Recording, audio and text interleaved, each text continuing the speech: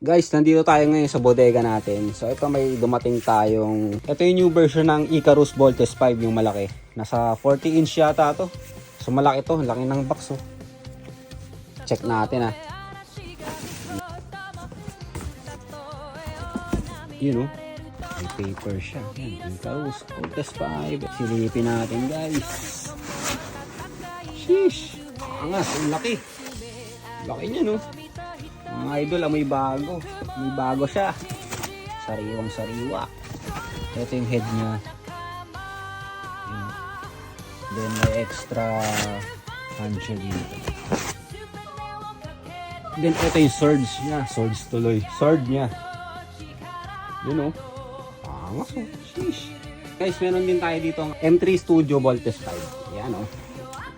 Angas o. Malaki din to guys. Okay, so sobrang laki. Hindi pa rin kasya dito sa rack natin. Grabe, ang taas kasi. Yung isang M3 Studio na Voltes 5, nanliit dito. Ito siya guys, oh. Laki talaga, oh. Tingnan nyo yung M3 Studio dito, nanliit. 23 inches na to guys, ha. Pero tingnan nyo, nagmukhang baby. Laki kasi nitong Icarus natin, eh. 40 inch tall. Grabe, ganda, oh.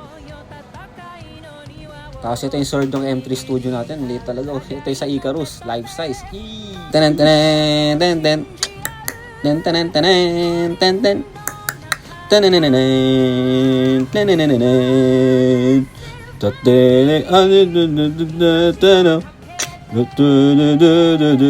Puji ko